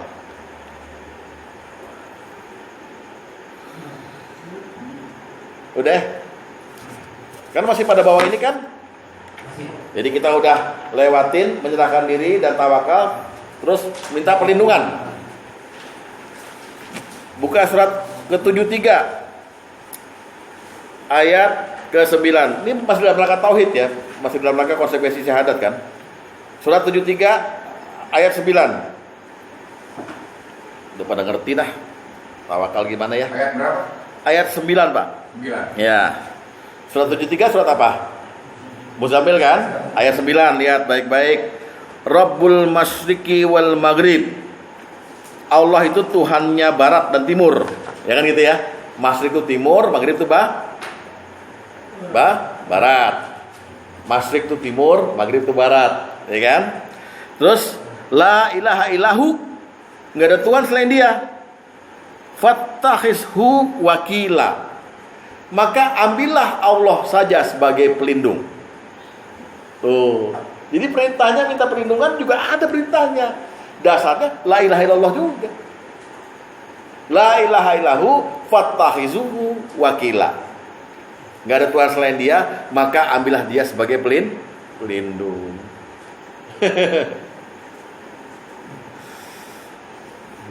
Hadis nomor 7. Ini nggak perlu saya jelasin ya. Waktunya terbatas. Hadis nomor 7.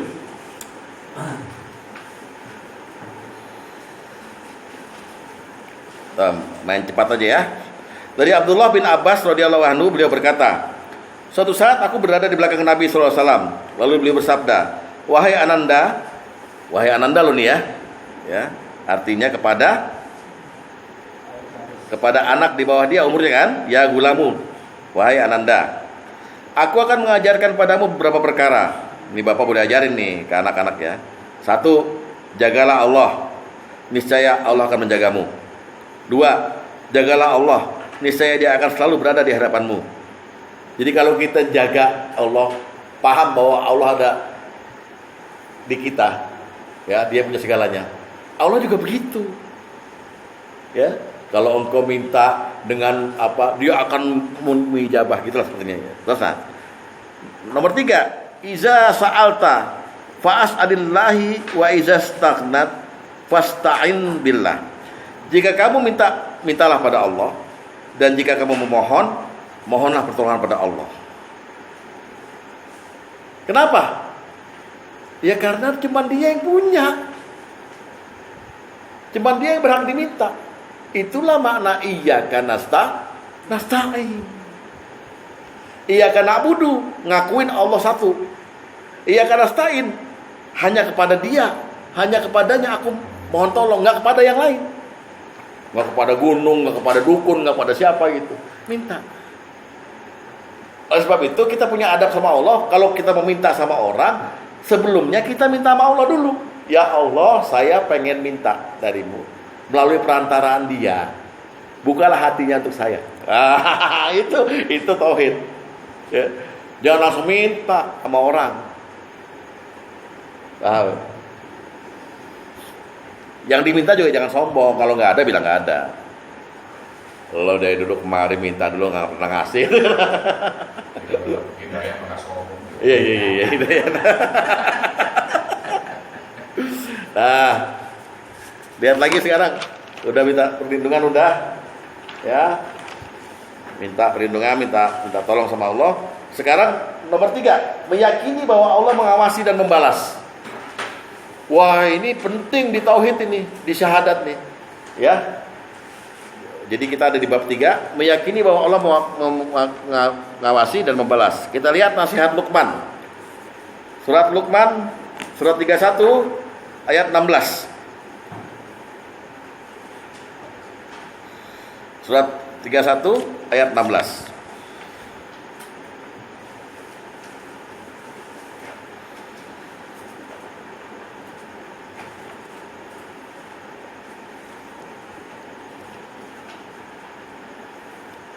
Udah ketemu? Udah semua? Apa kata Luqman? Ya bunayya, wahai anakku sayang. Terus innaha intaku misqala habbatin min khardalin fataku fi sakhratin aw fis samawati aw fil ardi. Hai anakku sayang, sungguhnya jika ada sesuatu perbuatan sebesar biji sawi dan berada di dalam batu atau di langit atau di dalam bumi, lihat baik-baik, ya'ti bihallahu innallaha latifun khabir. Mesti Allah akan membalasnya. Dan Allah itu latif, maha lembut, dan khabir, maha melihat yang gaib. Saya ulangi ya. Hai anakku sayang, sebetulnya Luqman ini pengen ngomong sifat Allah, tapi dia dulukan dengan perbuatan Allah. Hei Luqman, wahai anakku sayang, kamu mau berbuat apa aja di dunia ini, Allah lihat. Walaupun kamu melakukannya di balik gua batu, atau di langit yang tinggi, di malam hari, di rahasia, di benteng segala macam, Allah melihat dan perbuatan itu dibalas. Kalau baik dibalas baik, kalau jahat dibalas jahat. Ini tanemin nih akidah tauhid ini nih. Bahwa nggak ada yang lolos dari Allah. Karena sifatnya latifun khabir, latif itu lembut. Jadi Allah melihat sesuatu rahasia yang dirahasiakan. Secret Allah lihat. Inilah kita mesti punya sifat ihsan. Ihsan itu apa? Ayo yang keras. Anta budallahu ka'anaka yarah fa'ilan takun tarah fa'innahu yarah. Ihsan itu engkau beribadah seolah-olah engkau melihat Allah. Dan memang kalau engkau nggak bisa melihat Allah, Allah melihat kamu. Jadi Luqman nasihatin begitu, hati-hati. Mending kamu berbuat baik terus. Walaupun cuman sekedar nyingkirin duri dari jalan, ternyata Allah balas, Allah berterima kasih, bersyukur. Ini bagian iman paling akhir nih. Duri di jalan, paku, takut nanti anak kecil main keinjak. Kantongin dulu, ntar ketemu tong sampah baru buang ke tong sampah. Itu Allah balas, Pak. Walaupun kamu ketemu tetangga yang kamu benci, terus kamu bilang, Pak, apa kabar? Senyum. Ya kan? Tabassumuka fi wajhi akhika laka sedekah. Senyummu pada tetanggamu, pada saudaramu, sedekah bagimu. Allah balas. Allah lihat. Walaupun di malam hari Pak Asep ke gang sempit ngintipin ada orang mandi, Allah lihat. Jangan senyum-senyum aja, emang bener kan? Jadi senyum membawa duka. Ya elah, senyum membawa duka. Ini paham gak nih Pak maksudnya? Jangan ada yang menganggap bahwa Allah Maha Pengampun. Iya betul. Tapi ya lu hati-hati bicara, berbuat semuanya dalam pengawasan Allah. 24 jam sehari, 6 hari seminggu, ya gitu kan ya. 4 minggu sebulan, 12 bulan setahun. Wah, kayak gitu Pak. Ustadz kok bisa aja ya ngomong begini, apa Ustadz dokter gitu. Paham ya? Ini akidah tauhid. Meyakini bahwa Allah melihat kita sepanjang hidup kita dan Allah menilai sekaligus membalas nantinya. Pak Dedek lah. Dedek suruh ngawasin 15 orang pengajian taklim ini. Berbuat apa aja saya pesan sama Dedek. Dek, kalau yang ono bikinin kopi, lo tulis, nanti gue balas di amal 500.000 segala macam itu. Kewalahan Dedek. Ngawasin. Allah tidak, Pak. Setiap individu Allah punya catatannya.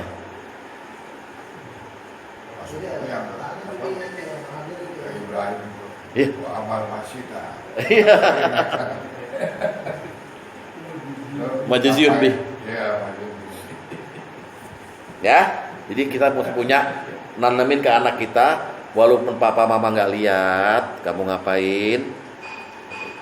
Kamu kan udah kos tempat lain. Allah lihat. Allah tuh lihat. Gitu.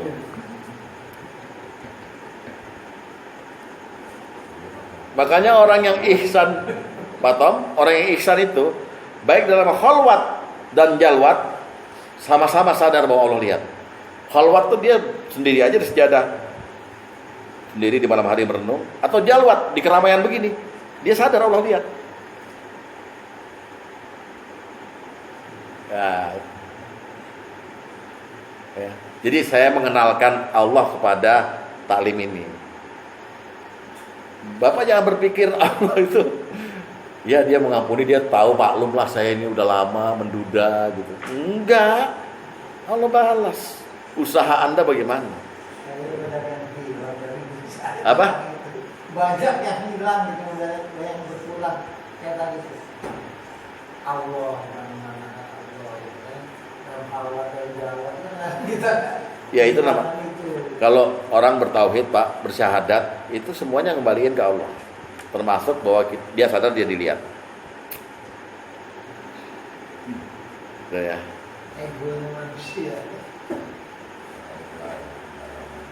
Hadis nomor 9. Enggak, ini buat anak Pak. Kalau Bapak udah ngerti kan, ini buat anak Pak. Loh kan kita pendidikan anak ini sekarang, ya? Halus main. Judulnya pendidikan anak, bapak yang dididik. Ya kalau bapaknya nggak ditatar gimana mau ngajarin anaknya? Dan ini Luqman juga yang bilang loh, bukan saya. Luqman bilang, hai anakku sayang.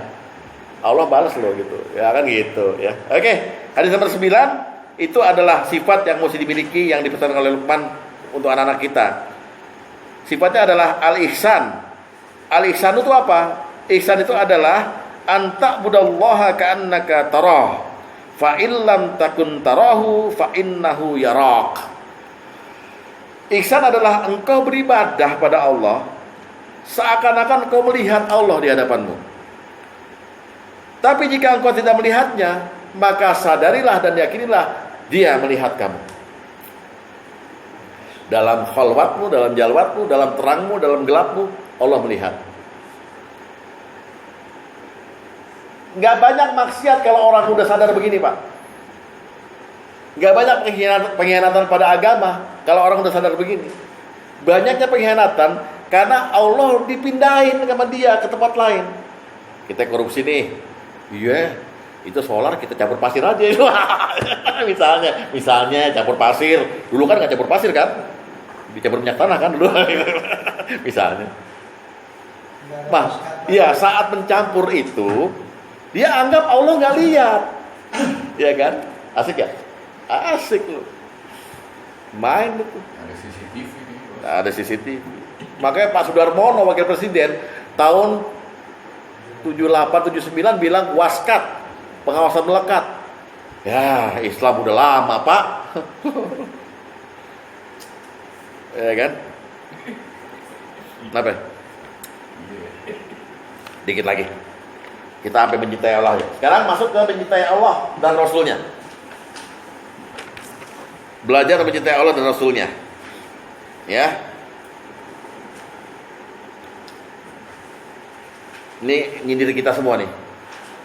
Ya, saya bacakan ayatnya dulu ya. Wa minan nasi mayatakhizu min dunillahi andada. Dan di antara manusia ada yang menjadikan Tuhan mereka tandingan-tandingan kepada Allah. Jadi maksudnya gini loh.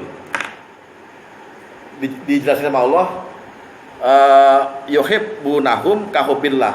Mereka cinta pada tandingan itu sebagaimana seharusnya mereka mencintai Allah. Walladzina amanu asyaddu hubbalillah. Tapi orang beriman cintanya sangat kepada Allah sangat-sangat cinta. Ini maksudnya di ayat ini. Jadi ada orang yang harusnya wajibnya cintanya pada Allah, tapi cintanya pada duit. Melebihi cintanya sama Allah. Sehingga dia berkata, kalau nggak ada duit, saya pusing. Harusnya kan kalau nggak ada Allah, saya pusing. Takkan duit bisa beli segalanya. Betul. Duit bisa beli segalanya. Tapi duit kamu yang banyak atau harta kamu yang banyak, itu milik siapa? Milik Allah. Bisa Allah ambil dari kamu dalam waktu 1 detik. Padahal kamu nyarinya 200 tahun. Lihat tsunami. Tsunami bukan cuma duit yang diambil Pak. Seorang Haji Burhan atau siapa namanya itu, berangkat ke Mekah Pak. Udah haji berkali-kali gitu. Keluarganya 26 orang semuanya disapu tsunami. Rumahnya habis, hartanya hilang.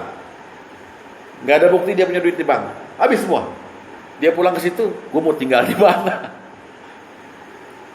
Habis dalam waktu 10 menit. Ya, jadi di antara manusia ada yang menyembah, mencintai gitu ya, sesuatu selain Allah. Dia mencintai itu seperti dia mencintai Allah seharusnya. Tapi Allah bilang, walladzina amanu, kalau orang beriman di orang ini, asyaddu hubbalillah. Cintanya pada Allah sangat-sangat cinta. Nggak pernah cinta sama yang lain. Betul begitu? Pret. Nggak mungkin. Bukan dulu ayatnya. Al-Baqarah 165. Dikit lagi selesai kita.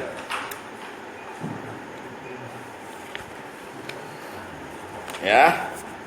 Al-Baqarah 165. Wa minan nasi may yattakhizu min dunillahi andada. Dan di antara manusia ada orang-orang yang menyembah tandingan-tandingan selain Allah. Maksudnya menyembah itu bukan gini loh Pak, menyembah bukan ya. Maksudnya ada orang yang cenderung yang tunduk, yang patuh. Ya misalnya pada uang tadi, ya. Lalu di sini sama Allah, lihat. Yuhibbunahum ka hubbillah. Mereka cinta sama tandingan Allah itu sebagaimana seharusnya mereka cinta sama Allah. Tapi ini orang-orang ya setengah kafir lah.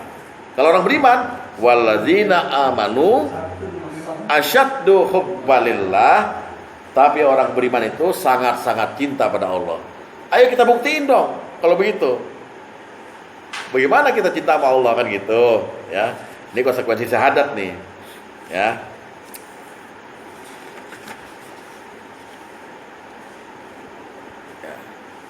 Sekarang kita ukur dulu. Sudahkah sifat-sifat yang 3 ini ada di diri kita? Hadis nomor 3. Ya, kita cek ya. Bang Aman tolong dibacakan Bang Aman. Saya udah capek juga.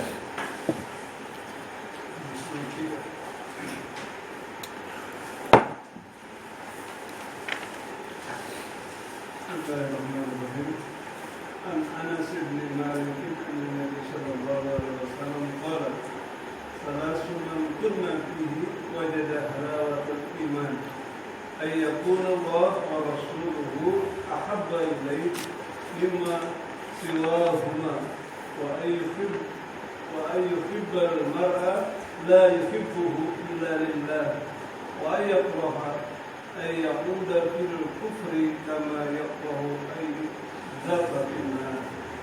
dari Anas bin Malik dari Nabi Sallallahu Alaihi Wasallam beliau bersabda 3 perkara yang apabila ada pada diri seseorang maka dia akan mendapatkan manisnya iman. Dijadikannya Allah dan Rasulnya lebih dicintainya daripada selain keduanya. Jika ia mencintai seseorang dia tidak mencintainya kecuali karena Allah. Dan dia benci kembali kepada kekufuran seperti dia benci bila dilempar ke neraka. Ya.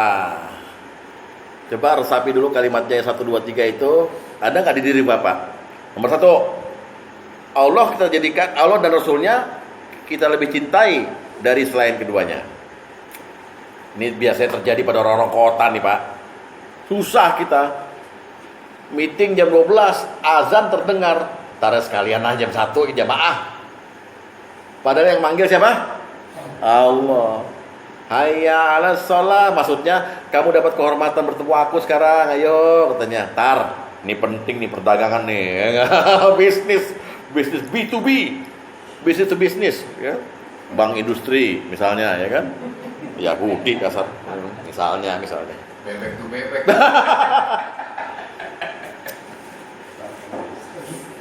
Dijadikannya Allah dan Rasulnya lebih cair daripada selain 2 itu.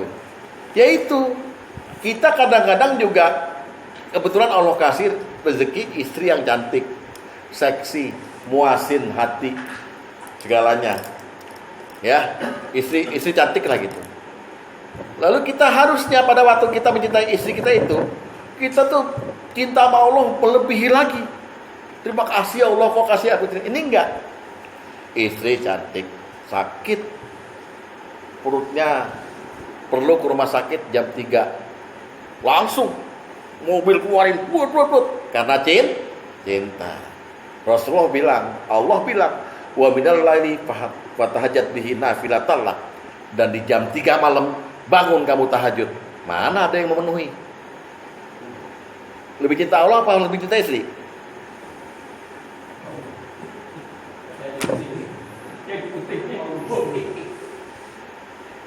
Itu bisa buat perbandingan. Dan lain-lain. Yuk, usaha kita menuju pada Allah dengan usaha kita menuju kepada kekayaan, lebih banyak mana yang dipakai itu? Waktu-waktu kita hidup ini. Itu juga bisa diukur. Gitu. Kenapa banyak orang yang nggak mau naik haji padahal duitnya ada? Kenapa banyak orang yang nggak mau berkorban padahal beli rokok, beli handphone, beli rokok sanggup? Lebih cinta mana dia sama harta kekayaannya daripada Allah? Ukur sendiri, Pak. Nah, kalau orang nggak cinta sama Allah, syahadatnya perlu diragukan, gitu loh maksudnya. Ya, kan gampang. Nah, cinta pada Allah itu sepaket dengan cinta pada Rasul. Jadi kalau udah cinta sama Allah, harus juga mencintai Rasul. Makanya Rasul diizinkan oleh Allah untuk mengeluarkan ultimatum. Apa ultimatumnya? Bunyinya, la yu'minu ahadukum. Tidak sempurna kamu punya iman. Hatta akuna ahabba ilaihi, sampai kamu sanggup mencintai aku, mim walidihi wa waladihi wa nasi ajmain. Dibanding kamu cinta pada anakmu, pada bapakmu, dan pada manusia seluruhnya. Gawat nih Pak Tom. Hadis nomor 11. Jadi ultimatum.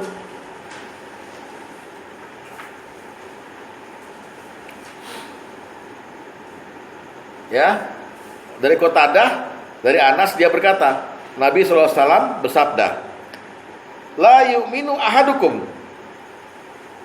tidak sempurna kamu punya iman, hatta akuna ahabba ilaihi, sampai dia sanggup mencintai aku, kata Nabi ya, melebihi cintanya kepada mim walidihi, orang tuanya, wa waladihi, dan anaknya, wan nasi ajmain, dan semua orang. Dahulukan cinta pada Allah dan Rasulnya ini berat. Ya.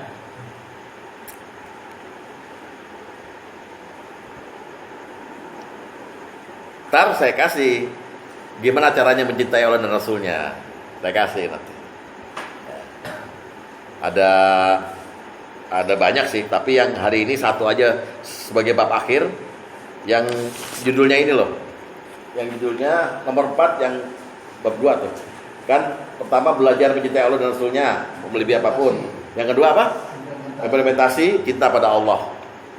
Gimana melaksanakannya? Pertama, banyak-banyak memuji Allah. Kan kalau cinta sama cewek juga kita kan banyak memuji dia kan. Cantik, manis. Pada Allah juga begitu. Kalau kita memang sanggup mencintai Allah, kita pertama banyak-banyak memuji Allah. Lihat surat 28 ayat ke-70.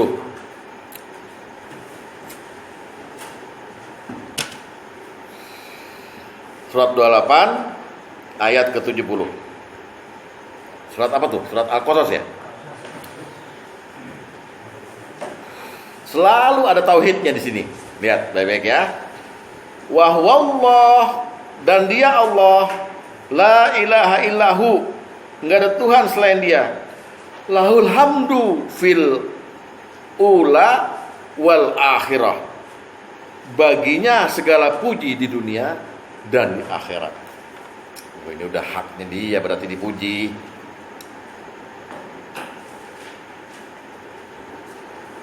Saya ulang ya.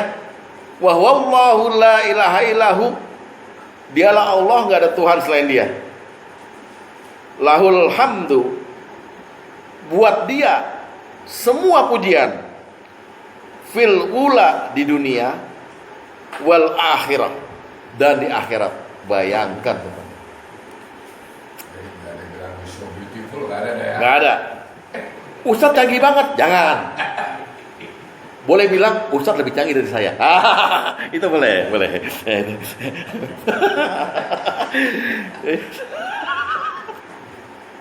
Mampu. Ya.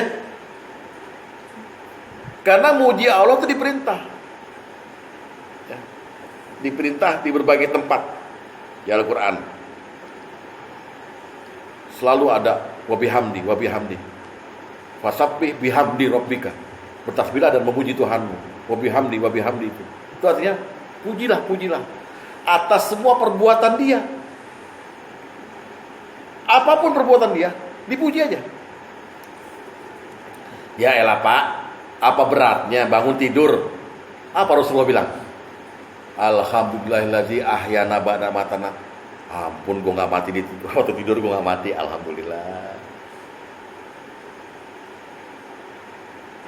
Selalu kita, setiap perbuatan Allah yang kita ingat, dari kita rasakan, langsung, saya bangun pagi ini, kok gak seperti orang-orang yang stroke? Di kamar mandi saya selamat, alhamdulillah, puji aja. Dan siapa yang sering bibirnya bergerak, zikir memuji Allah, kata Allah, aku dampingi dia. Kalau Allah udah backup, aman. Allah udah dampingin ngawal kita, aman. Itu maksudnya. Hadis nomor 4.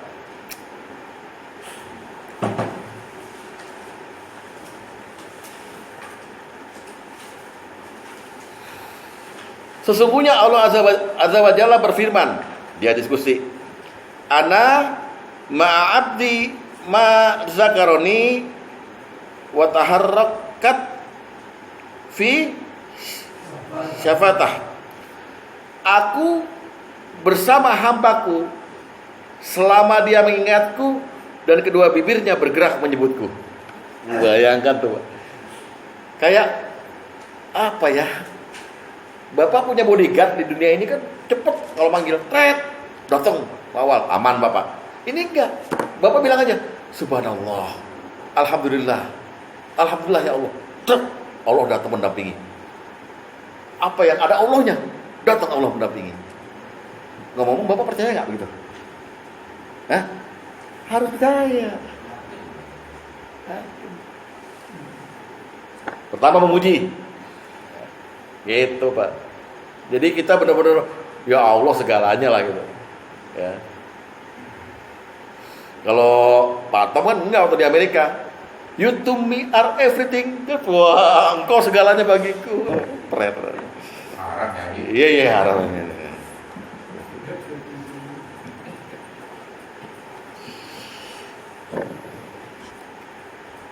Nah, sekarang saya kasih 3 contoh kalimat pujian pada Allah untuk Bapak mengamalkan.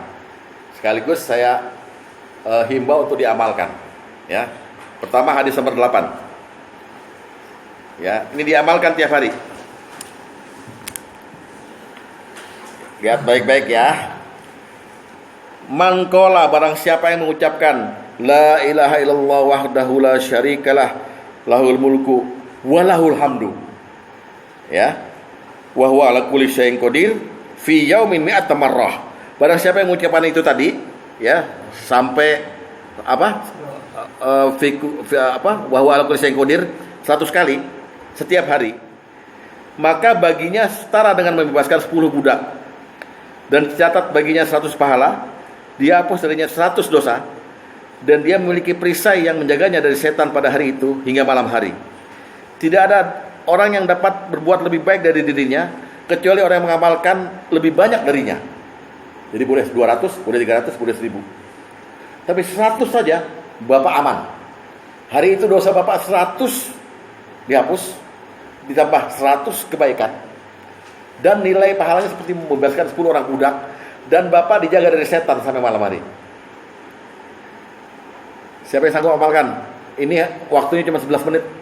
La ilaha illallah la syarika lahu cuma 11 menit. Ya, itu pertama. Ada lahul hamd, baginya segala pujian. Wah, Allah ngasihnya balasan luar biasa langsung. Ya, itu pertama.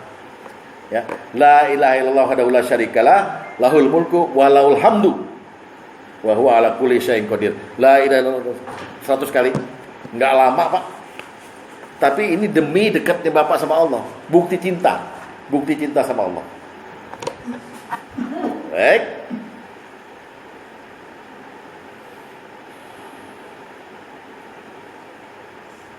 Wah, yang baru kita doain tadi yang stroke WA saya.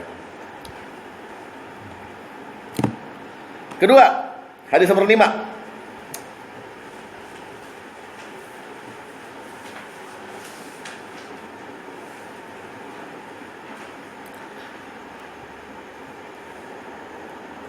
Kalimatani, 2 kalimat. Khafifatani ala lisan, yang ringan di lisan. Sakilatani fil mizan, berat di mizan. Mizan itu timbangan Allah. Habibatani ila rahman, dan disukai oleh Allah. Subhanallah wa bihamdi, subhanallahil azim. Subhanallah wa bihamdi artinya maha suci Allah dan segala pujian. Maha suci Allah dengan memujinya. Diulang. Subhanallah wa bihamdi, subhanallahil azim, subhanallah wa bihamdi, subhanallahil azim. Terus mau 100 mau 200 silakan. Ini kalimat ringan di lidah. Subhanallah wa bihamdi, subhanallahil azim. Tapi berat di timbangan Allah, dan Allah cinta sama kita. Malah orang tahlilan kan subhanallah wa bihamdi, subhanallahil azim, subhanallah wa bihamdi, subhanallah wa bihamdi, subhanallah wa bihamdi, subhanallahil azim.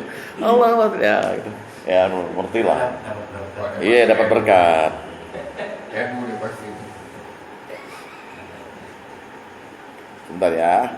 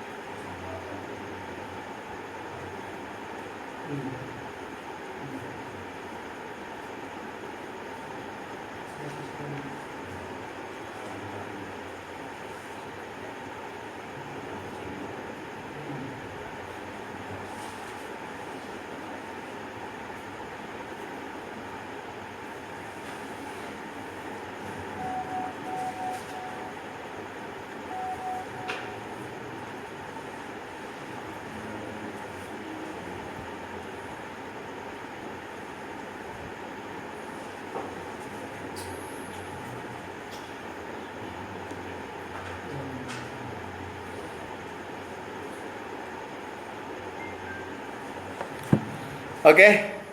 Ya, jadi yang pertama tadi la ilaha illallah wahdahu la syarikalah, lahul mulku wa lahul hamdu wa huwa ala kulli syai'in qadir. 100 minimal. Yang kedua, subhanallah wa bihamdi, subhanallahil azim.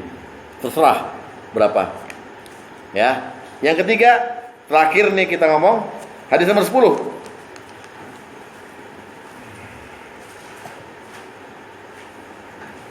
Nah, kalau ini ada angkanya nih.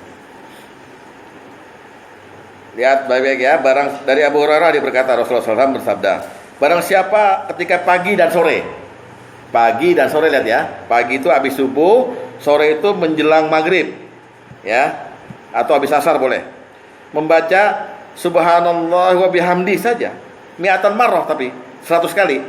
Jadi subhanallah wa bihamdi, subhanallah wa bihamdi pagi, habis subuh, lalu habis asar atau menjelang maghrib, subhanallah wa bihamdi 100 kali lagi. Maka pada hari kiamat tidak ada orang lain yang melebihi pahalanya kecuali orang yang juga pernah mengucapkan bacaan itu tapi lebih dari 100. Ya kalau Bapak punya waktu ya 2.000, kenapa sih 3.000? Kenapa? Karena Allah cinta dengan orang yang ngucapin ini. Bukti cinta kita, Allah balas lagi dengan cinta. Kita ridho sama Allah, Allah ridho sama kita. Rodiyatan mardiyah. Sama-sama ridho, akhirnya Allah bilang, sini panggil sini, aku Tuhanmu sini, masuk dalam surgaku sini. Amin. Amin. Demikian, mohon maaf agak panjang malam ini, karena saya ingin menekankan tauhid ini betul-betul supaya anak kita itu terjaga dari mimpinya bahwa ada Allah. Ya birrul walidain ya iya, hormat pada orang tua, tapi orang tua itu yang melihara Allah juga gitu. Ya, demikian. Semoga ada manfaatnya. Kita lanjutkan lagi minggu depan masih tentang cinta pada Allah dan akhirnya bab ini bisa selesai masuk pada pendidikan sholat.